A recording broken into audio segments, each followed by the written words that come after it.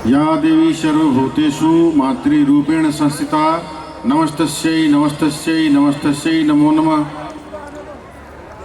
यह हम सब के लिए बहुत ही सौभाग्य की बात है कि पिछले वर्षों की भांति इस बार भी यहाँ पर विशाल जागरण का आयोजन हो रहा है।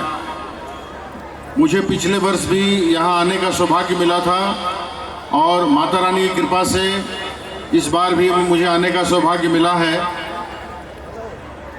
जागरण मूलतः माता रानी के भजन के रूप में गाया जाता है और उनको याद किया जाता है।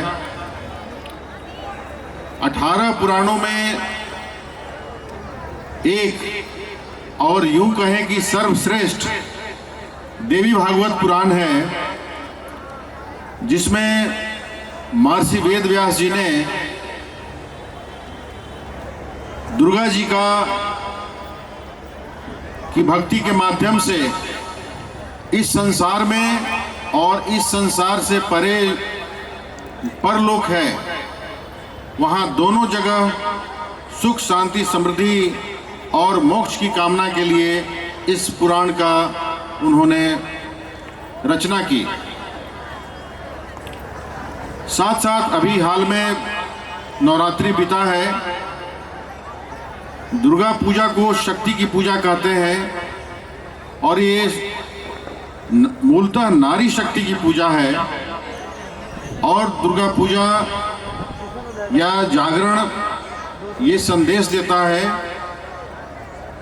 कि नारी सदैव पूजनीय है, चाहे वो माता के रूप में हो, बहन के रूप में हो, मित्र के रूप में हो, पत्नी के रूप में हो, हर रूप में वो आदरणीय है, वंदनीय है और पूजनीय है, क्योंकि नारी से ये संसार है। नारी को चूंकि नारायण का अवतार भी नारी के ही माध्यम से होता है, इसलिए कहा जाता है कि नारी तुम नारायणी। तो ऐसी महिमा जिस शक्ति में है, उस शक्ति की पूजा अवश्य होनी चाहिए। और दुर्गा पूजा और ऐसे जागरण के माध्यम से हम नारी शक्ति की महिमा को याद करते हैं और उसकी हम पूजा करते हैं और साथ साथ संकल्प लेते हैं कि हमारे द्वारा कभी भी किसी नारी का अपमान नहीं होना चाहिए। नार्या यत्र पूज्यन्ते रमन्ते तत्र देवता। जिस समाज में नारी की पूजा होती है, जिस समाज में नारी आदरणीय है, वंदनीय है, उस समाज में सभी देवता निवास करते हैं। इसका मतलब है कि उस समाज में पूरी तरह से खुशहाली होती है, सुख शांति और समृद्धि होती है। साथ साथ आपने देखा होगा कि दुर्गा में 9 दिन की पूजा के बाद 10वें दिन दशहरा होता है, विजयादशमी होता है। वस्तुतः 9 दिन की आराधना के बाद जो विजयादशमी जिसको हम बोलते हैं, विजया स्वयं दुर्गा जी का ही एक नाम है। और 10वें दिन उन्होंने महिषासुर का वध किया था, इसीलिए दशहरा को विजयादशमी भी कहा जाता है। ये संदेश देता है दुर्गा पूजा या विजयादशमी कि हमारे भीतर सारी शक्तियां हैं। हमारे भीतर तमोगुण भी है, रजोगुण भी है और सतोगुण भी है। हमारे भीतर ही राम की शक्ति है, हमारे भीतर ही रावण की शक्ति है। राम और रावण बीज रूप में हर व्यक्ति में है, हर इंसान में है। अगर हम साधना से, अभ्यास से, स्वाध्याय से, सत्संग से, भजन से, दुर्गा माता की पूजा से, विभिन्न देवी देवताओं के पूजा से अपने में सतोगुण को जागृत नहीं करेंगे तो तमोगुण रूपी रावण जो है हमारे अंदर सशक्त हो जाएगा और हम अनेक प्रकार का पाप, व्यभिचार और अत्याचार करेंगे। और जब ये पाप और अत्याचार बढ़ेगा माता दुर्गा को कोई न कोई नया रूप लेकर आना पड़ेगा और फिर इस महिषासुर जो हमारे अंदर दानव है उसका वध करना पड़ेगा। तो ये माता का संदेश है। सबसे पहले अपने भीतर के रावण को, अपने भीतर के महिषासुर को, अपने भीतर के दानवत्व को, आपके भीतर जो तमोगुण है उसको पहचानो और उसका दमन करिए। उसका विवेक से, बुद्धि से, ज्ञान से, पूजा से, उपासना से उसका दमन करिए। ये दुर्गा पूजा का संदेश है।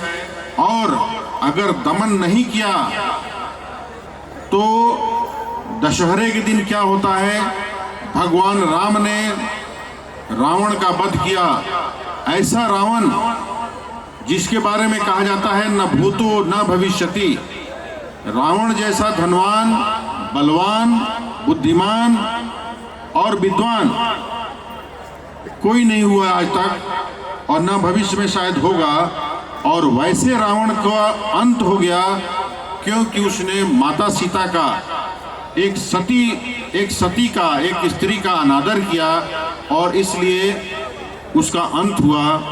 दशहरा ये भी संदेश देता है कि अगर आपने नारी का अनादर किया, नारी के साथ दुर्व्यवहार किया, तो चाहे आपकी शक्ति रावण जैसी क्यों न हो, चाहे स्वयं नारायण को अवतार लेके क्यों ना आना पड़े, आपका अंत निश्चित है। और ये दुर्गा पूजा और दशहरा का संदेश है। इस तरह के कार्यक्रमों के माध्यम से जो माता के अनेक रूपों का वर्णन किया जाता है, अनेक रूपों में उन्होंने अनेक स्वरूपों में अनेक प्रकार के दैत्यों का, दुष्टों का संहार किया है। जब समाज में कोप और अत्याचार बढ़ जाता है, धर्म बढ़ जाता है, न्याय बढ़ जाता है, पाप बढ़ जाता है, ईश्वरीय अवतार होते हैं। भगवान कहते हैं धर्म संस्थापनार्थाय संभवामि युगे युगे। तो कभी देवासुर संग्राम में अगर स्थिति देवताओं की कमजोर पड़ती है तो फिर सारी जो दैवीय शक्ति है वो मिलकर माता रानी के पास जाती हैं और वो महिषासुर का वध करती हैं। मैं ये बताना चाह रहा हूं कि इसके माध्यम से कि हम सब अपने जीवन में, अपने भीतर, अपने बुद्धि में रामत्व लाएं। जिसमें जितना रामत्व है वही उतना सतोगुणी है। जिसमें जितना रामत्व है वो उतना सतोगुणी है। जिसमें जितना रावणत्व है वो उतना तमोगुणी है। दुर्गा पूजा, दशहरा और ये जागरण ये संदेश देता है कि सबसे पहले हम अपने भीतर छिपे हुए रावण को पहचानें, उसको मारें। ये संदेश है। हर साल रावण को मारा जाता है, लेकिन फिर दूसरे साल फिर रावण को जलाया जाता है। तो ये रावण कहाँ से आता है?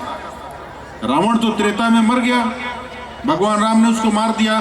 फिर हर साल हम लोग क्यों जलाते हैं?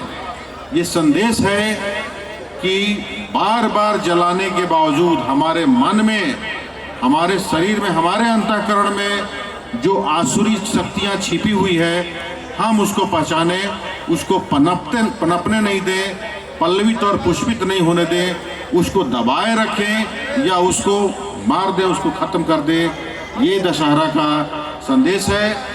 और मैं समझता हूँ कि इस संदेश के साथ आप लोग सभी जाएं और अपने जीवन में इसको उतारें। बाहर से बहुत उम्दा कलाकार आए हुए हैं, तो आप लोगों के बीच में और कलाकारों के बीच में मैं ज़्यादा व्यवधान नहीं उपस्थित करना चाहता हूँ। आप सभी को पुनः बहुत बहुत शुभकामनाएं और माता रानी की कृपा आप सभी पर बना रहे। आपके जीवन में सुख, शांति और समृद्धि बनी रहे। जोर से बोलिए मेरे साथ, बोलो माता रानी की, माता रानी की, माता रानी की। मैं इस विशाल जागरण के आयोजन के लिए आयोजन कमेटी और तमाम इसके जो सदस्य हैं, सभी भाई बंधु, हमारे यूपी, बिहार, पूर्वांचल और हिमाचल के, हरियाणा के जो लोग यहाँ उपस्थित हैं, मैं सबको बहुत बहुत धन्यवाद देता हूँ। सबने अपने अपने स्तर से इसको सफल बनाने के लिए बहुत ही मेहनत किया होगा, कंट्रीब्यूट किया होगा। सभी बधाई के पात्र हैं, सभी साधुवाद के पात्र हैं और माता रानी सबका कल्याण करे, ऐसी मैं शुभकामना करता हूँ। धन्यवाद।